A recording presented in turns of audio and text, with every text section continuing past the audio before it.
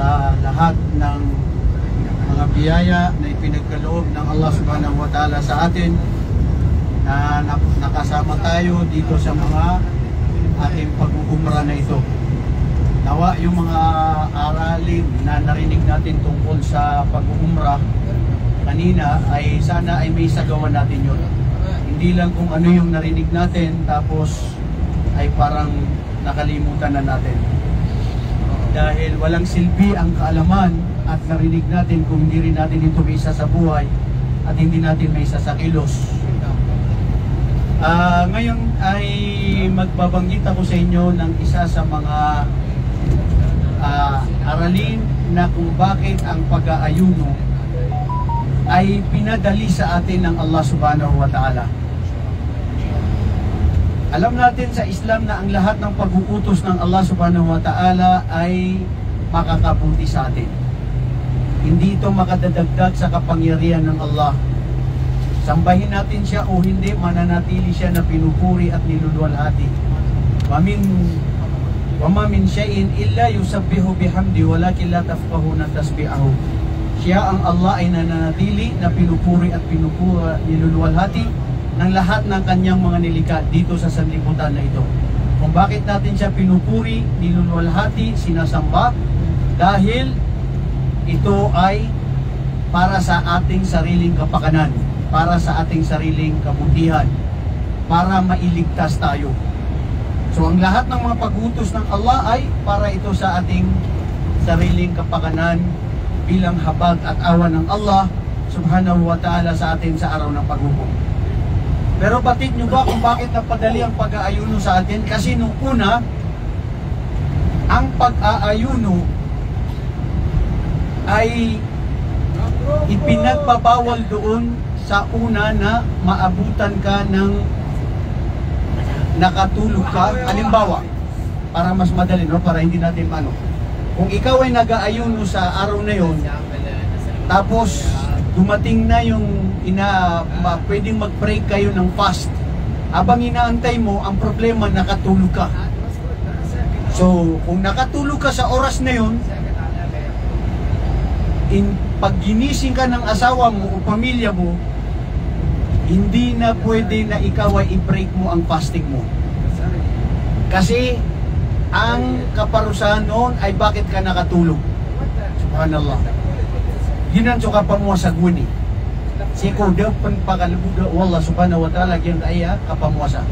Guni na miya kaysa na miya katalong mo sa kataw sahaba si Rasulullah sallallahu alaihi wasallam agyuto ba miya ka tirug sa kanya na miyaw may karuman yan natigil na ito lagi nagkakanyo nakagibag na ti karuman yan sa kanyan bugawan sa kanyan ay niyan tiya pa kumam yung manin natutuong ayaw ba kumanin natigil na miskin na fulanan mata na lang yung nagyang kaya karuman at bugawan ako nabakakan sa kanyan nadis kanyan bakakan kagisabot sa kimutuwa aki-aki at turugaw nagyuto iisa kaya pakalbudon ng Allah subhanahu wa ta'ala sa kusaban po mga tafsiro ng mga ayat sa Quran.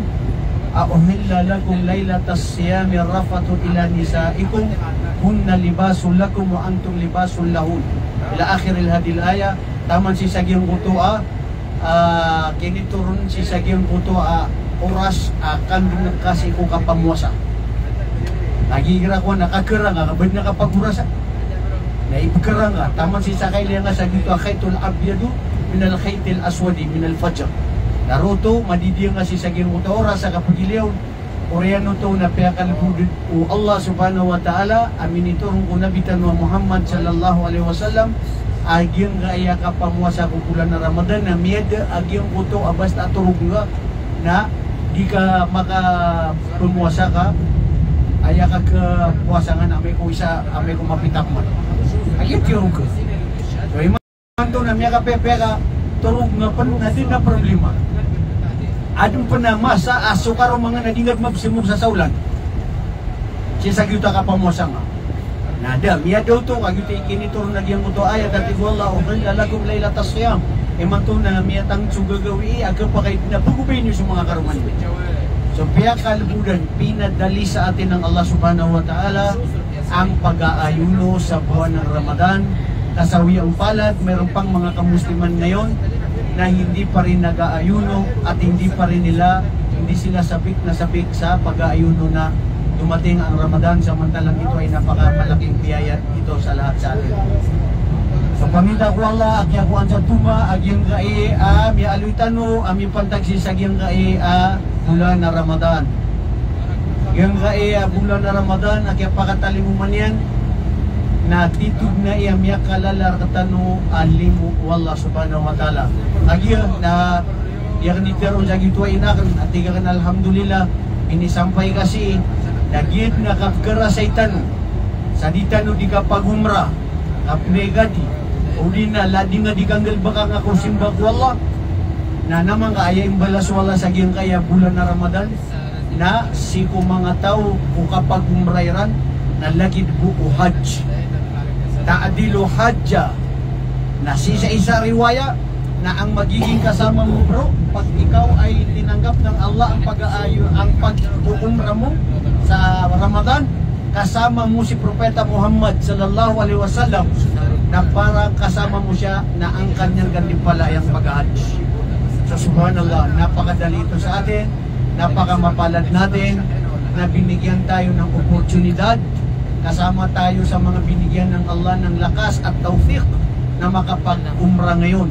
Ilang mga kamusliman sa buong lupalop ng mundo na nagnanais nilang mag-umra, mayroon silang kakayahan, may pera, may kapangyarihan, pero hindi sila nakarating. Ha? Nagirambugan mo Allah subhanahu wa ta'ala. Sa atin na pinadali ng Allah subhanahu wa ta'ala. Ito, naka-aircon pa tayo. Isipin nyo kaya, sikutay mo Rasulullah sallallahu alaihi wasallam. Kita dito kapidal, area Mirsab. So Rasulullah sallallahu alaihi wasallam nag-attract, daabas. Sumusiran sa Magka na mudasiran ng mga unta. Kuda, na pera gawin na kusiran misampay.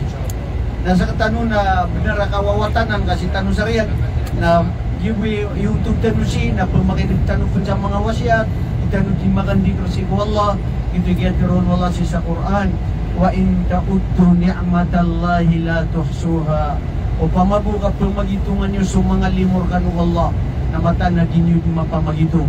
Mga pagari ko, mata nga panalamatan ko Allah kapag agagatanupan, adi makapagumra. Madagal na tao na upama ka saka ang bubuko ka, makauwid ang kalaka, si ko pamilya nga, si ko galubak ka, tamo ka, si ko kapkasakit ka na, aya pikiran ka na, adi na tawa, mali tamo, na de magagaon tamo kaya nagusuka dato niyan, aba makapagumra. Uban yan, maapas ang makasum sa maskit.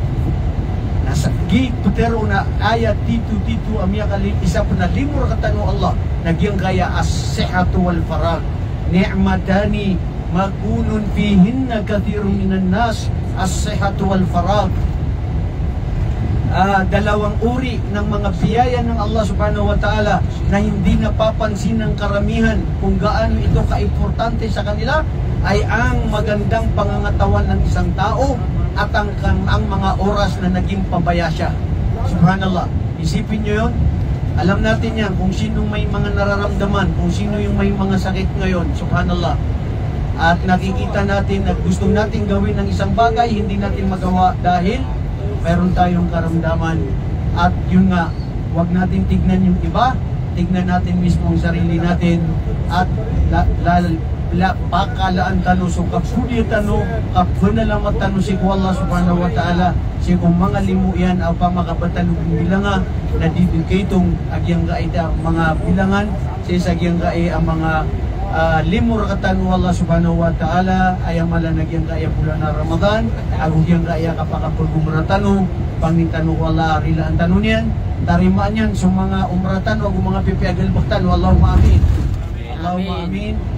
Agu makasiling betagdano ko parangay amarata ambang baloy asiko kamapian yan ay kababayar katan mo Allah subhanahu wa ta'ala imantok man at tawag na kagyang nga isa siko mga pagaritano ada sa lakaw arwar sa Sheikh Amin Abu Bakar falyatafaddal ziyadatan mashkura nagari isiran kasi mo siko pangingilian siko kuwan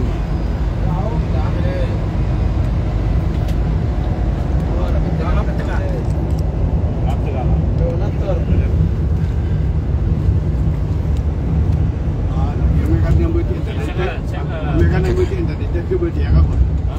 Makapata. Hindi mo kurais ka na, agad pamati. Ito na rin.